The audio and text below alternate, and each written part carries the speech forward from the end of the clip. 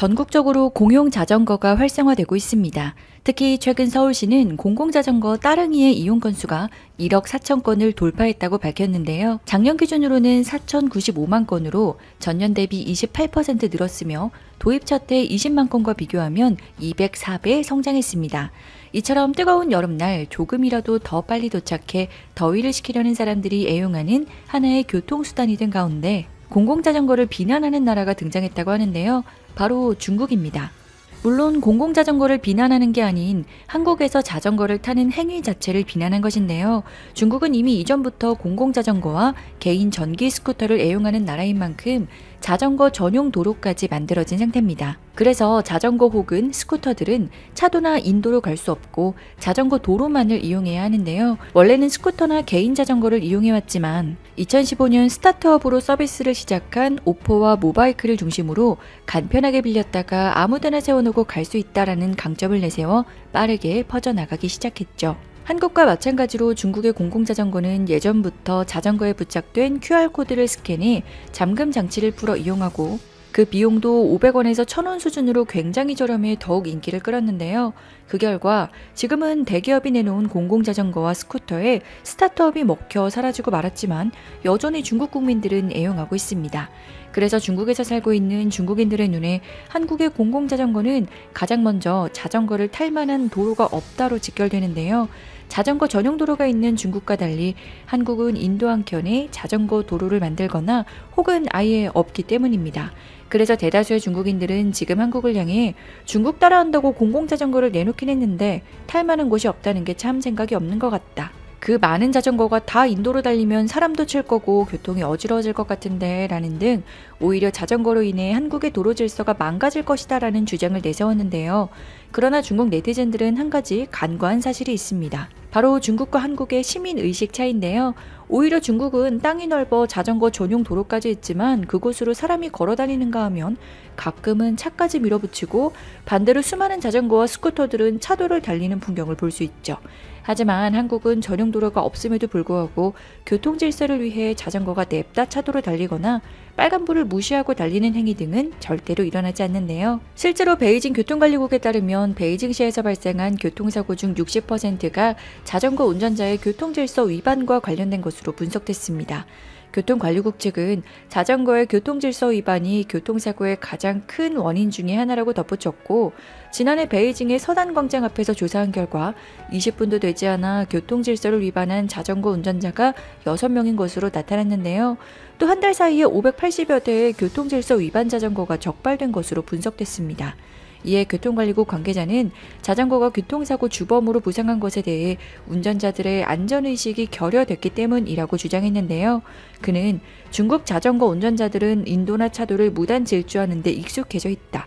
운전자들의 의식이 개선되지 않을 경우 자전거 사고는 줄어들지 않을 것이다 라고 말했습니다. 그렇게 한치의 양보도 없이 막무가내로 끼어드는 자동차들과 보행자가 횡단보도를 건너고 있을 때에도 아랑곳하지 않고 질주하는 자전거들, 그리고 빨간불인데도 차나 자전거가 안 오는 것 같다 싶으면 무작정 건너고 보는 보행자들까지 양심과 양보라고는 조금도 보이지 않는 나라가 바로 중국인 것인데요.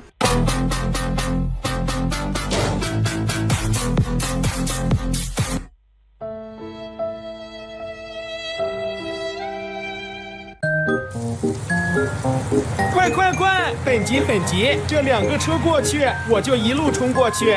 逼啥呢？你能撞了我吗？哎，好像没车了呀。小伙子，这单可不能闯啊！嘿，他走我也走。根本吃亏，别怪我！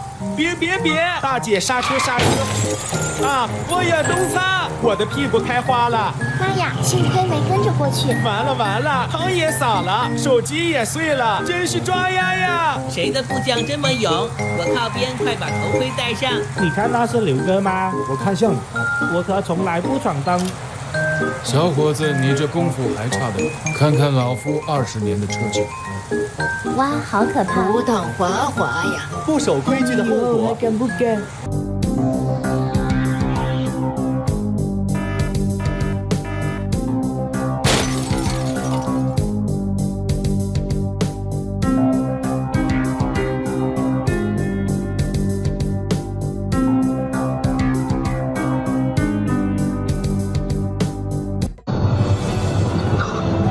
碎了。说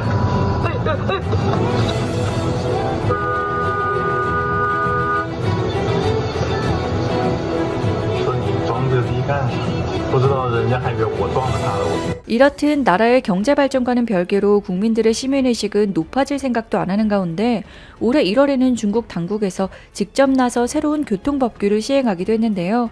개정된 법규에 따르면 신호 위반 시 감점이 3점에서 6점으로 늘어나고 벌금 100위안이 부과되며 음주운전 시에는 기존에는 12점 감점 부과에 그쳤으나 새해부터는 면허가 취소되고 5년 내 신청이 불가능해졌습니다.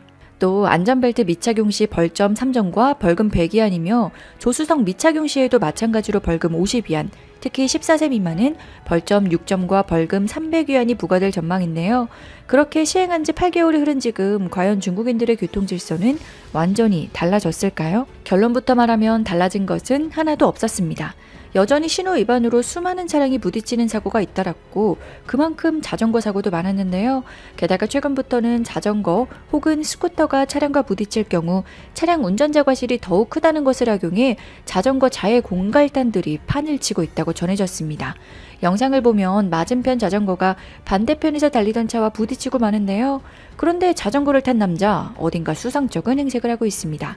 한여름에 패딩 점퍼를 입고 꽤나 고의적으로 차와 부딪힌 것 같은 모습인데요. 그러면서 남자는 자신이 넘어질 때 휴대했던 물품이 훼손됐다면서 배상을 요구하기 시작했습니다. 피해자는 결국 경찰로 넘어갈 경우 더 까다롭고 혹여나 더 많은 합의금을 요구할까 싶어 현장에서 한화 125만 원을 건넬 수밖에 없었는데요. 이와 같은 자전거 자해 공갈단들은 위조 번호판을 단 자전거로 유유히 달리며 뒷차의 주행을 방해하고 뒷차가 추월을 시도하는 순간 자전거로 사고를 위장해 합의금을 뜯어냈습니다.